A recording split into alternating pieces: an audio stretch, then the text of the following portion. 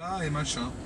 Et là, ça fait 3 mois qu'ils bossent dessus. Moi, j'ai été à quelques food testing et dans ma tête, je me disais, mais là, on tourne en rond. Je veux dire, au lieu de faire des raviolis à la mozzarella, on met de la feta dedans, ça reste des putains de raviolis, quoi. Les gens, quand ils vont venir chez One Connection au mois de mars dans le nouveau menu, il n'y a pas grand chose de nouveau, quoi. On a changé le poulet par du canard et on a changé la pizza avec 4 fromages par 3 fromages, quoi. Enfin, c'est un peu ça, quoi, tu vois.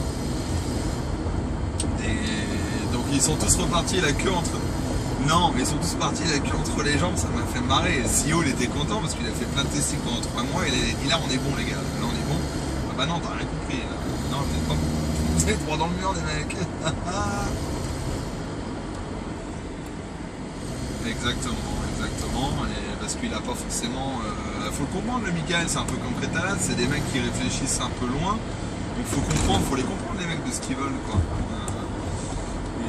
Et si tu les comprends pas, bah, tu vas jamais t'en sortir. Et puis il y a aussi un autre problème, c'est que One Connection est quand même connu pour ce que c'est maintenant. Et que là, Michael, il veut faire une mini-révolution, j'ai l'impression.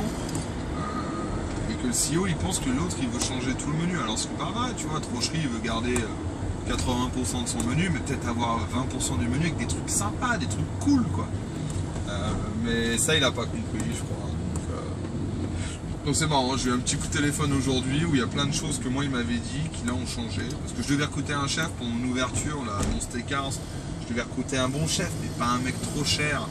Et bon, j'ai croisé la Caroline là hier qui m'a fait passer les messages de Mickaël. Mais non Stéphane, on lui a dit, il faut dépenser du pognon, on veut de l'innovation, on veut un vrai chef et tout. Le CEO qui m'a appelé à 5h ce soir, Stéphane, j'ai re-regardé les CV d'avant. Je pense qu'il ne faut pas s'arrêter sur un budget, sur cette position. D'un seul coup, il a retourné sa veste comme si de rien n'était. Moi, j'ai reçu les SMS ce matin de Trocherie, quoi. C'est génial, j'adore. Moi, je suis au milieu, je suis bien, quoi. C'est génial. Mais bon, c'est bien d'avoir Trocherie qui t'envoie un petit message le matin. Ça m'a un peu surpris parce qu'il était un peu tôt. Quand j'ai vu Mickaël Trocherie vous envoyer un message, je m'attendais à « Vous êtes où ?» J'aurais pas aimé ça. Surtout que j'habite un peu loin du centre.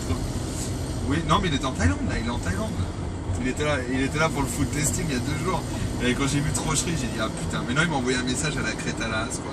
Stéphane, je compte sur toi, là, on va leur montrer là, parce que là ça bouge pas là, moi je veux du changement là, hein. Ok, je compte sur vous. Oui, Michael, pas de problème, l'histoire avec ça. Ah j'adore, ça me rappelle la belle époque, quoi. Ouais, c'est de la bonne pression parce qu'en fait, Michael il est conscient qu'il y a des mecs qui tiennent pas la route dans la compagnie. Donc moi, il faut vraiment que j'assure parce que si j'assure, après, je peux avoir un beau. Ça peut être pas mal. Donc voilà, c'était le but de mon mouvement chez eux, quoi. C'était un peu l'objectif.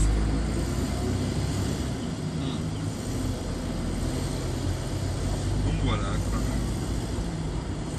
Oui, tout va bien, voilà. Ben il va falloir, oui, bah oui.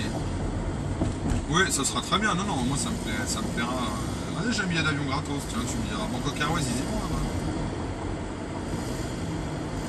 Ouais, bah j'ai un billet, tiens, avec il y a peut-être un truc là, ça peut être un truc à faire. Bah, ça va être un peu difficile sur la fin de l'année parce que j'ai mon père qui arrive là au mois de novembre, quoique. Mais là, j'ouvre mon resto au mois de décembre, donc ça va être un peu. Ouais, on est au début décembre, donc ça sera plutôt au milieu de. Ouais. On va trouver, ouais. On va y arriver, t'inquiète.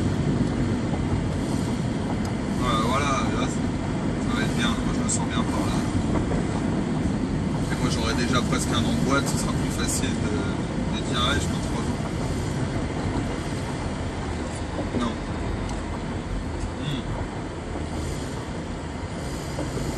Le mec de Pattaya là, je le connais que vite fait, je le connais pas bien. Il était au Cambodge là récemment, non? Ouais, je le connais pas trop. Je sais qu'il était très connu des gogo bars de Pattaya, que c'était vraiment une star là-bas. Ah ouais, apparemment c'était un grand fou avec Cécilia et compagnie, ouais, la grande équipe. Ouais. D'accord. Et... Ah ouais, ok, bah c'est bien. Bon, bah, c'est... Ouais, bah c'est bien. Bon bah c'est bien. Moi j'en ai recroisé un autre ancien il y a samedi dernier là, au lunch à Wanco là. Je vois un rasé qui a pas l'air bien, c'est qui prend des pilules avec des lunettes. Ah Bartholomé quoi, Pascal Bartholomé. Il était là en train de bouffer, je lui dis bah alors Pascal, Lui, c'est devenu une merde, hein. Enfin, c'est devenu une merde, je sais pas, mais. Parce qu'il était quand même monté à un gros niveau à Accor, quand même, mine de rien. Et bah, il avait pris la place de seigneur et tout, donc il avait quand même il était costaud. Et puis bah, après, il avait quitté Accor, et en fait, il avait quitté Accor pour prendre. Il a pris 2 ans à peu près d'années sabbatiques. Parce qu'il en avait tout simplement marre. Donc le mec, s'il a pu prendre 2 ans d'années sabbatiques, c'est des mecs qui devaient bien gagner leur vie quand même, hein.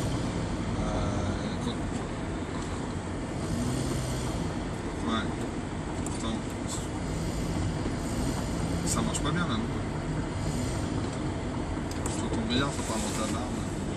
Ah voilà, c'est mieux. Là, c'est mieux. Voilà. Et bah, donc il a fait 2 ans d'années sabbatiques.